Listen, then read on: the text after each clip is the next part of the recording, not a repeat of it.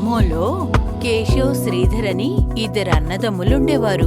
ఇద్దరు చాలా మంచివారు. కానీ కేశవ్ భార్య లీలా చాలా దురాశపర్రాలు. చెడ్డగా ఆలోచిస్తూ ఉండేది. తన కేశవ్ మీద పెత్తనం చెలాయిస్తుండేది. అది మాత్రమే కాదు, శ్రీధర్ ఎప్పుడు కష్టపెడుతూ ఉండేది. అన్ని పనులు తన చేతే ఉండేది.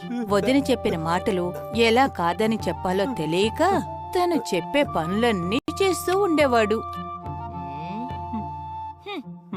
కాని కేశవ్కి తన భార్య అంటే చాలా భయం.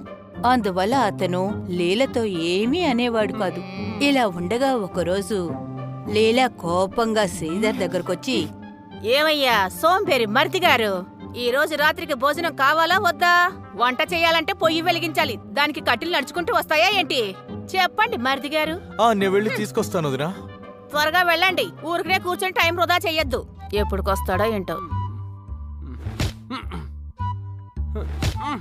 శ్రీధర్ కట్టెలన్నీ కొట్టి వాటిని మూట కట్టుకొని రావడానికి బాగా ఆలస్యమైంది. తన కట్టెల మూట మోసుకొని ఇంటికొచ్చేసరికి బాగా చీకటి పడిపోయింది. లీలా వాకిట్లోనే నిలబడి ఉంది. బాగా కోపంతో మొండిపోతూ ఉంది. ఏమయ్యా సోంపేరి మరిదిగారు, ఈ కట్టెలు తీసుకురావడానికి ఎంతసేపు పట్టిందా ఏంటి? ఈ రాత్రికి భోజనం సంగతి మర్చిపో. రేపొద్దున్నే మీకు భోజనం. రాత్రంతా పస్తులతో పడుకోండి. ఇంకేం చేయబట్టరు నన్ను? అరే దేవుడా, ఇంతకీ కట్టెలు కొట్టిన గొడ్డలేమైంది? అడవిలోనే వదిలేసి వచ్చేసారా? దేవుడా, ఏంటి కష్టాలు? ఇలాంటి చౌట దద్దమ్మ మరిదిగారు ఎవ్వరికీ ఉండకూడదు. ఇంటి వస్తువులు ఎవరైనా బయట వదిలేసి వచ్చేస్తారా? ఇతనికి బాధ్యత అనేది అస్సలు లేదు. సరిపోయింది. అయ్యో వదినా, నేను గొడ్డల్ని అడవిలోనే మర్చిపోయాను. బాబు మహారాజా, త్వరగా వెళ్ళండి. అడవిలో వదిలేసిన గొడ్డల్ని తీసుకురండి. గొడ్డలు లేకుండా ఇంటి లోపలికి రాకూడదు. కానీ ఇప్పుడు బాగా చీకటి పడింది కదా. చీకటి పడితే ఏమైంది మరిదిగారు? కాళ్ళు చేతులకి ఏమైనా గోరుంట పెట్టుకుని కూర్చుంటారా ఏంటి? వెళ్ళండి, వెళ్ళి ఆ గొడ్డల్ని తీసుకుని రండి. గొడ్డలి లేకుండా ఇంట్లో అడుగు పెట్టద్దు. ఓరి దేవుడా. లీలా అలా అనగానే అమాయకుడైన శ్రీధర్ ఆ గొడ్డల్ని తీసుకురావడానికి శ్రీధర్ మళ్లీ అడవిలోకి వెళ్ళాడు. అతనికి బాగా తెలుసు ఆ గొడ్డలి లేకపోతే తనని ఇంట్లోకి చేర్చుకోదు అని. అందువల్ల అతను ఎక్కడ కట్టెలు కొట్టాడో ఆ చోటుకే వెళ్లి గొడ్డల్ని వెతకడం మొదలుపెట్టాడు. అక్కడ ఇక్కడ అన్ని చోట్ల గొడ్డల్ని వెతికాడు. కానీ అతనికి గొడ్డలి ఎక్కడా దొరకలేదు. అరరే, గొడ్డలి ఇక్కడే ఎక్కడో ఉండాలి కదా. ఎక్కడికి వెళ్ళిపోయింది? ఛ! అడవి మృగాలు ఏమైనా ఎత్తుకెళ్ళిపోయా? ఇంకొంచెం లోపలికి వెళ్ళి వెతుకుతాను.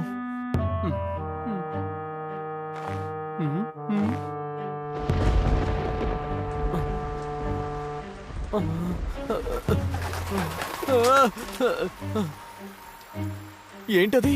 ఏదో గుహలా ఉంది. ఆ గుహలో వెలుగు కూడా ఉంది. అక్కడెవరుంటారు?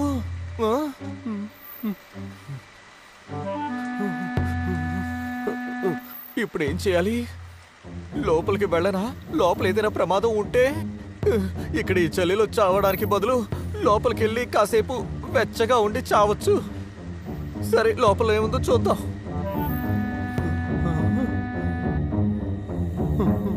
అరేరే, నా గొడ్డలి ఇక్కడే ఉంది. నా గొడ్డల్ని ఇక్కడికి ఎవరు తీసుకొచ్చారు?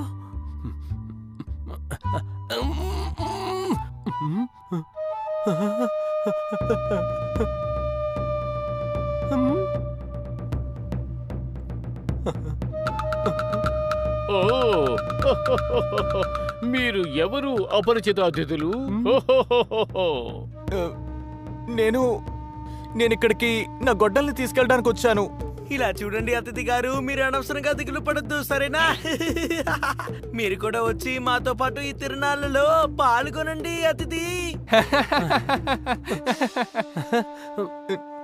నా పేరు శ్రీధర్. నేను ఈ గొడ్డలు తీసుకుని ఇంటికి వెళ్ళాలి, లేదంటే మా లీల వదిన బాగా తిడుతోంది. ఇదిగో చూడు, నువ్విప్పుడు అంబుల ప్రపంచంలో ఉన్నావు. ఇక్కడికి రావాలనుకుంటే రాలేరు. ఎలాగో వచ్చావు కాబట్టి నీ బాధలన్నీ మర్చిపోయి మాతో ఆడి పాడి సంతోషంగా గడిపేయి.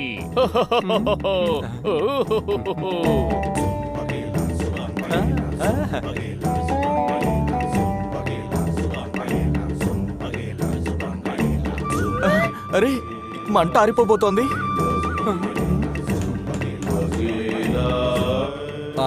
ఇప్పుడు మంట బాగా వెలుగుతుంది.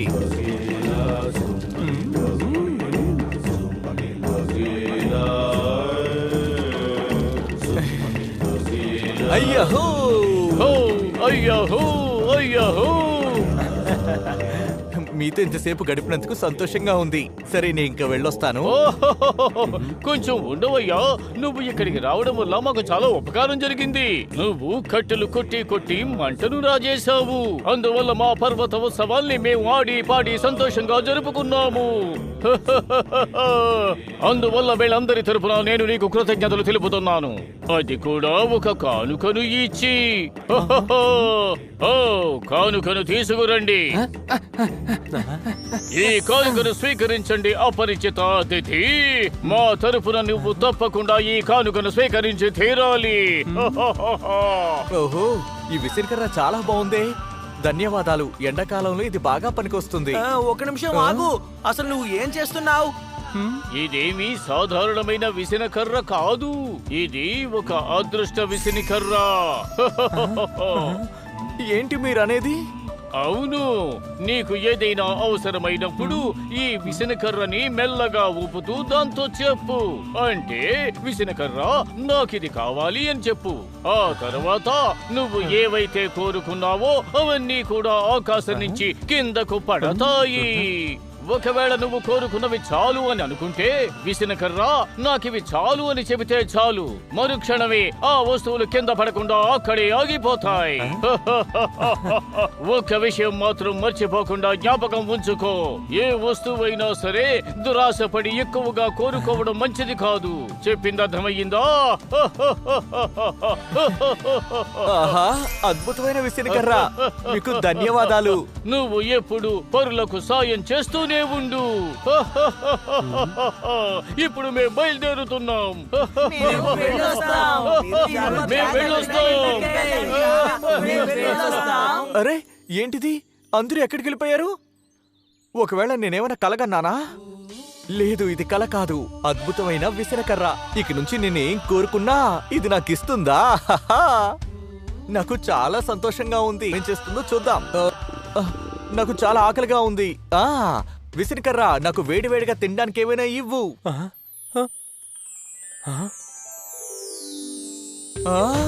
ఇదేంటి? పులావ్, పప్పు, పులుసు, రొట్టెలు, పరోటా, సాంబార్, పాయసం. ఇది నిజంగానే అద్భుతమైన విసిరికర్రే. ఓహోహో! అరేరే, ఇవేంటి ఆగడం లేదు? ఆహారం వస్తూనే ఉంది. ఇలాగే వదిలేస్తే ఈ చోటు ఆహారంతో నిండిపోతుంది. అరే అవును కదా, మనం వెంటనే దీన్ని ఎలాగైనా సరే ఆపాలి. ఇక చాలు, ఆపు ఆపు. ఆగింది. ఏంటి ఇంత ఆహారమా? నేను ఇంత ఆహారాన్ని ఎప్పుడూ చూడలేదు. నా జీవితంలో మొట్టమొదటిసారిగా ఈరోజు నేను కడుపు నిండా తింటాను. ఎంత రుచిగా ఉందో. అన్నీ వేడిగా ఉన్నాయి. భలే అద్భుతం.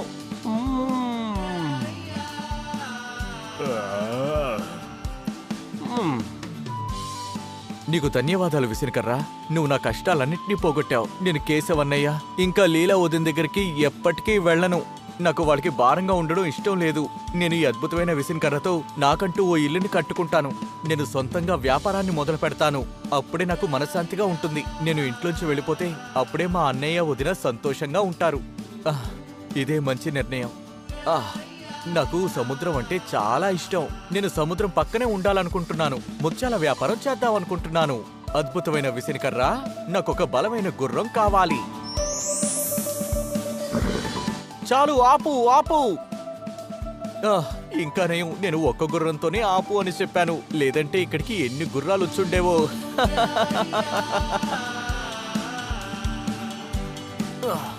ఇక నుంచి నేను కొత్త జీవితాన్ని మొదలు పెడతాను. సముద్రం పక్కనే ఉన్న నగరంలో జీవిస్తాను. వెళ్ళు.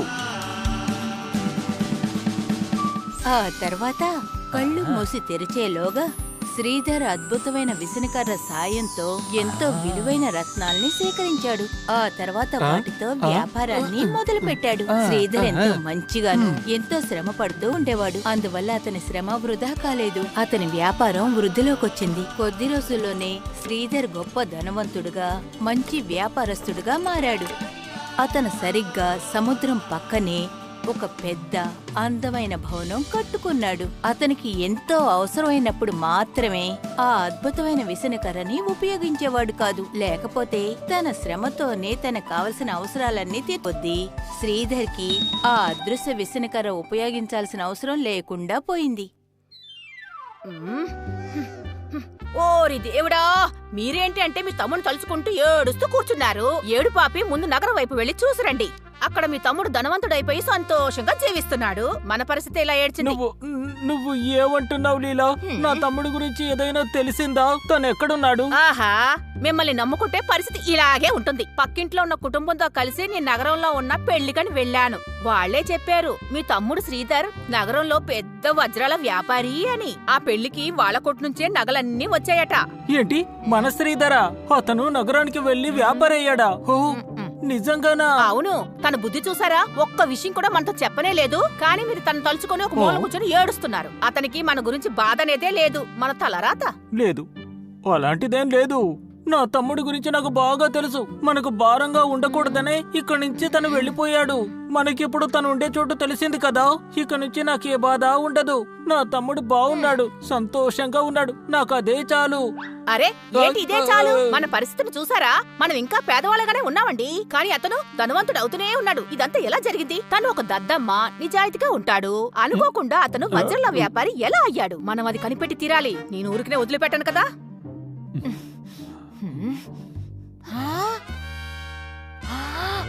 ఓరి దేవుడా, ఇంత పెద్ద ఇంట్లోనా నా మరిది గారు ఉన్నారు? లేదు, ఇది ఇల్లు కాదు, కోట. బాబు, నా ప్రియమైన మరిది గారు. అన్నయ్య, వదినా, మీరేంటిక్కడ? మరిది గారు, ఈ అన్నయ్యని వదిని మర్చిపోయారా? గొడ్డలు తీసుకొస్తానని అడవికి వెళ్ళిన వారు ఆ తర్వాత అన్నయ్య వదిన ఒకళ్ళు చూడడానికి రానే లేదే. మీ గురించి తలుచుకుని ఏడుస్తూ ఏడుస్తూ ఇప్పుడు చూడండి మా పరిస్థితి ఎంత దారుణంగా ఉందో. వదినా, మీరేడవకండి. మీ ఇద్దరిని చూసినందుకు నాకు సంతోషంగా ఉంది. ఇక నుంచి మీరిద్దరు కూడా నాతోనే ఇక్కడే ఉంటారు. ఇకపై మీకు ఏ విషయంలోనూ ఏ లోటు ఉండదు. మనందరం కలిసి సంతోషంగా ఇక్కడే ఉంటాం. రండి, లోపలికి రండి. ఓరి దేవుడోయ్, ఇది ఆ గొడ్డలే కదా మరిది గారు? అవును గాని ఇదెందుకు అక్కడ పెట్టారు? అదే విధంగా ఒక విసనకర్రను ఇక్కడ ఉంచాడే. గొప్ప గొప్ప వాళ్ళ ఇళ్లలో ఇలాగే ఉంచుతారేమో. అలాంటిదేం లేదన్నయ్య. వదిన, అదేంటంటే ఆ గొడ్డలి కనిపించకుండా పోవడం వల్లే నా జీవితం మంచిగా మారింది. దానివల్లే ఇవన్నీ నాకు దక్కాయి. ఆ రోజు కనుక అడవిలో ఈ గొడ్డలి కనిపించకుండా పోకుండా ఉండుంటే, దాన్ని తీసుకురమ్మని మీరు అడవిలోకి నన్ను పంపించకుండా ఉండుంటే నేను ఇలా ఉండేవాన్నే కాదు. అందుకనే నేను దానికి మర్యాద. జీవితం మంచిగా మారింది. దానివల్లే ఇవన్నీ నాకు దక్కాయి. ఆ రోజు కనుక అడవిలో ఈ గొడ్డలి కనిపించకుండా పోకుండా ఉండుంటే, దాన్ని తీసుకురమ్మని మీరు అడవిలోకి నన్ను పంపించకుండా ఉండుంటే నేను ఇలా ఉండేవాన్నే కాదు. అందుకనే నేను దానికి మర్యాదిచ్చి ఇలా అలంకరించి పెట్టుకున్నాను. అరే ఏంటయ్యా ఇలా చెప్తున్నావు? ఒక సాధారణ గొడ్డలితో నువ్వెలా ఇంత పెద్ద ధనవంతుడు అయ్యావు? మేమంత బుద్ధి తక్కువ వాళ్ళమే కాదు నమ్మేయడానికి. దద్దమ్మలనుకున్నావా? తానే చెప్తున్నాడు కదా, అప్పుడది నిజమే అయి ఉంటుంది. నువ్వు ఏ రోజని ఇతరుల మాట విన్నావు చెప్పు. సరే గాని తమ్ముడు, మాకు ఇల్లు చూపిద్దు, పద. అవును కదా, రండి.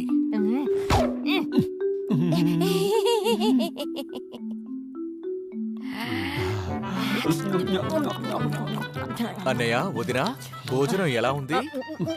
ఏమేం తినాలో అసలు అర్థం కాలేదు. అన్ని చాలా రుచిగా ఉన్నాయి. ఇదిగోండి, తినండి. మీరు రసం వేసుకోండి. మీకు రసం అంటే ఇష్టం కదా. అది సరే గాని మరిది గారు, నాకొక విషయం చెప్పండి. మీరు ఇంత ధనవంతులు ఎలా అయ్యారో చెప్పనే లేదు. ఆ రోజు రాత్రి నాకు తెలియకుండానే నేను ఒక అద్భుతమైన లోకంలోకి వెళ్ళాను. ఆ వీరులు నాకు అద్భుతమైన విసనకర్ర ఇచ్చారు. నేను దాన్ని ఏం కోరుకున్నా సరే అది వెంటనే నాకు ఇస్తుంది. నాకు కావాల్సింది అది ఇచ్చిన వెంటనే ఆపేయమని చెప్తాను. ఓరి దేవుడా, నువ్వు చెప్పేవి నమ్మడానికి నేను బుద్ధి తక్కుదాన్నా? అయ్యో, అలాంటిదేం లేదు వదినా. నేను మీతో నిజమే చెప్తున్నాను. నేను ఈ అద్భుతమైన విసనకర్ర వల్లే నా వ్యాపారాన్ని మొదలు పెట్టాను. నేను ఈ విసనకర్రని అడిగాను, నాకు విలువైన రత్నాలు ఇవ్వు అని. అప్పుడు ఆకాశం నుంచి వజ్ర వైడూర్యాలన్నీ కురిశాయి. నాకు ఇక చాలు అనిపించాక ఇక ఆపే అన్నాను. ఓరి దేవుడా, నిజంగానే ఇది నమ్మలేని ఒక సత్యం. నమ్మలేకపోతున్నాను. ఏమండి, నిద్రపోయేది ఉందా లేదా? రాత్రంతా ఎలా తింటూనే ఉంటారా? అదేంటంటే నా ఉద్దేశం ఏంటంటే మనం చాలా రోజుల తర్వాత కలుసుకున్నాం, తిన్న తర్వాత మాట్లాడుకుందాం అనుకున్నాను. నేను చాలా అలసిపోయాను మరిది గారు. ఈ రోజు మనం త్వరగా నిద్రపోదాం. రేపు ఉదయమే లేచి అన్ని మాట్లాడుకుందాం. ఏమంటారు? రండి వెళ్దాం. ఇప్పుడు ఆ బుద్ధి తక్కువ మరిది ఎలా ధనవంతుడయ్యాడో తెలిసిపోయింది. ఓరి దేవుడా, నేను కడుపు నిండా తినలేకపోయాను. ఈ లోపే నన్ను ఇక్కడికి పిలిచారు. అబ్బా, మీతో ఎలా పడాలండి బాబు? మీ బుర్రలో మెదడనేది ఉందా లేదా? ఇక్కడికొచ్చింది నిద్రపోవడానికి కాదు, పథకం వేయడానికి వచ్చాం. ఓరి దేవుడా. ఏంటి? ఏం ఆలోచన? ఆ అద్భుత విసనకర్ర దొంగిలించడానికి గల పథకం, దాంతో మనమెలా ధనవంతులవ్వాలన్న పథకం. ఏంటి? కానీ మనమెందుకు అలా చెయ్యాలి? మనం పోవచ్చు కదా మా తమ్ముడితో కలిసి.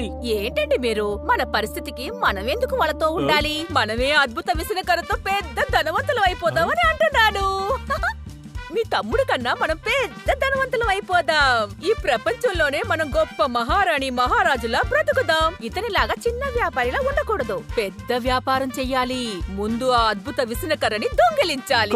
కాస్త నోరు మూసుకుని ఊరుకుంటారా? నేనే ఆలోచించుకుంటానుండండి.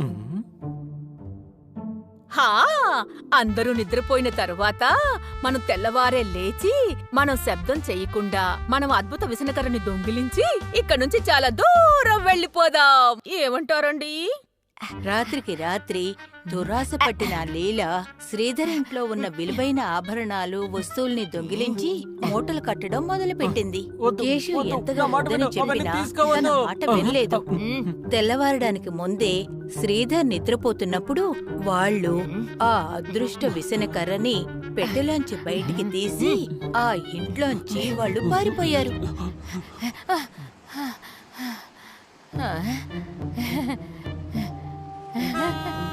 త్వరగా రండి, మనం ఆ పడవ ద్వారా మనం ఏదైనా వేరే దేశానికి వెళ్ళిపోదాం. అక్కడ మనము ఎవ్వరికీ తెలియదు కదా. ఈ అద్భుత విసనకర్ర సహాయంతో మనం అక్కడ ఎంతో సంతోషంగా జీవించొచ్చు.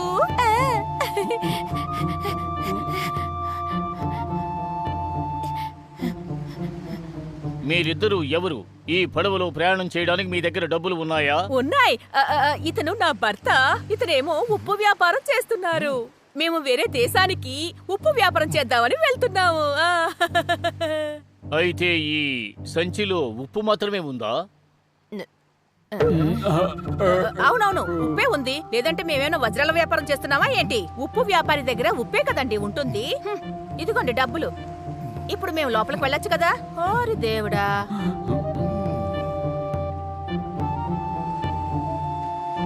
కెప్టెన్ గారు ఒక సమస్య వచ్చి పడింది. ఏమైంది వంటాయినా? ఏమిటి సమస్య? మేము వంట వస్తువులతో పాటు ఉప్పు తీసుకురావడం మర్చిపోయాం. ఎలా వంట చేయాలో తెలియడం లేదు. ఉప్పు వేయకుండా వంట చేస్తే ఎవరూ తినరు. ఇది నిజంగానే చాలా పెద్ద సమస్య. ఇప్పుడు ప్రయాణికులకు ఉప్పు లేకుండా ఎలా భోజనం పెట్టేది? అరే, నా దగ్గర ఒక ఆలోచన ఉంది. ఎలా రండి. ఇబ్బంది పెట్టినందుకు క్షమించండి.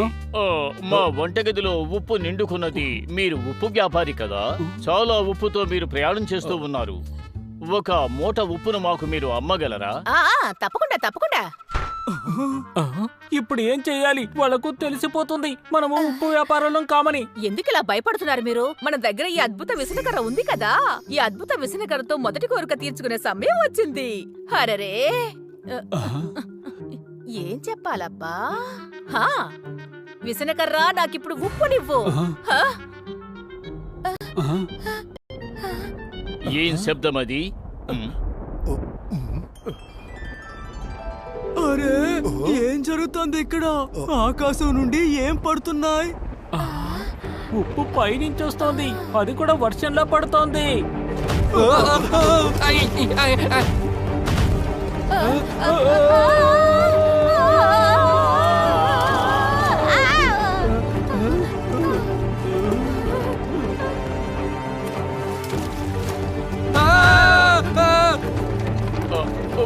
అరే, ఉప్పు! నీలా త్వరగా త్వరగా రా. ఈ ఉప్పు వర్షాన్ని ఆపు, లేదంటే ఇది మునిగిపోతుంది. ఎలాగంటే ఆపాలి? ఇప్పుడు నేనేం చెప్పాలి? ఆపు, ఉప్పు వర్షాన్ని ఆపు. నువ్వు చెప్పింది పని చేయలేదు, ఇంకేదైనా చెప్పు, త్వరగా చెప్పు. చాలు చాలు, ఇక ఆపు. ఇంత ఉప్పు వద్దు ఇక. చాలు, ఇక ఆపే. నా వల్ల కావడం లేదు. ఆపే, ఈ వర్షాన్ని ఆపే. ఆ విసినికర్ర వల్ల వచ్చే అదృష్టాన్ని ఏ మాట చెప్పి ఆపాలి అని లీలా విననే లేదు. అందువల్ల వాళ్ళు దాన్ని ఆపలేకపోయారు. ఉప్పు వర్షం అలా పడుతూనే ఉంది. అది ఆగనే లేదు. ఆ ఉప్పు వర్షం వల్ల ఆ ఓడలో ప్రయాణిస్తున్న ప్రయాణికులందరూ ఆ ఓడతో పాటు మునిగిపోయారు. ఆ ఉప్పు వర్షం ఆపడం ఎవ్వరి వల్ల కాలేదు. అందువల్ల చాలా రోజులు ఆ ఉప్పు వర్షం ఆపడం ఎవ్వరి వల్ల కాలేదు. అందువల్ల చాలా రోజుల వరకు సముద్రం లోపల అలా ఉప్పు వర్షం కురుస్తూనే ఉంది. ఆ సముద్రపు నీటిలో అలా ఉప్పు కలుస్తూనే ఉంది. చాలా రోజుల తర్వాత ఆ అద్భుత మనుషులకి సమాచారం అందింది. దూరంలో ఉన్న సముద్రంలో ఉప్పు వర్షం పడుతుందని తెలియగానే వాళ్ళు అర్థం చేసుకున్నారు. వాళ్ళు వెళ్ళి ఆపారు. కానీ ఆలోగా సముద్రం నీరంతా ఉప్పగా మారిపోయింది. ఈ సంఘటన తర్వాతే సముద్రపు నీరు ఎప్పటికీ నిరంతరంగా తాగడానికి వీలేని విధంగా ఉప్పగా, అదేమిటంటే ఉప్పు నీరుగా మారిపోయింది. ఈ విధంగానే సముద్రపు నీరు ఉప్పగా మారిపోయింది. విచిత్రమైన మనుషులు ఆ అద్భుతమైన విసనకర్రను తీసుకుని వెళ్లిపోయారు. కానీ శ్రీధర్ ఆ అద్భుతమైన విసనకర్ర సాయాన్ని చాలా రోజుల క్రితమే ఆపేశాడు. ఇప్పుడు అతనికి ఆ అద్భుతమైన విసనకర్ర అవసరం లేదు. కానీ లీలకి ఇంకా కేశవ్కి ఇద్దరికి ఏ గతి పట్టిందో మీరే కళ్ళారా చూశారు కదా. ఇప్పుడు ఈ కథ ద్వారా మనం ఏమి నేర్చుకున్నాం? దురాశ, అసూయ, ఇంకా దొంగతనం ఇలాంటివి ఉండకూడదు. ఈ దురాశ, అసూయ, దొంగతనం ఇలాంటివి ఉన్నాయంటే జీవితంలో ఎప్పుడూ బాగుపడరు. ఏ వస్తువునైనా మనకి ఎంత అవసరమో అంతే ఉపయోగించుకోవాలి. గుర్తుంచుకుంటారు కదా. ఇప్పుడు ఈ సుధా ఆంటీకి బాయ్ బాయ్ చెప్పండి. త్వరలోనే మనం మళ్ళీ కలుద్దాం ఒక కొత్త కథతో, పాఠంతో. Bye bye.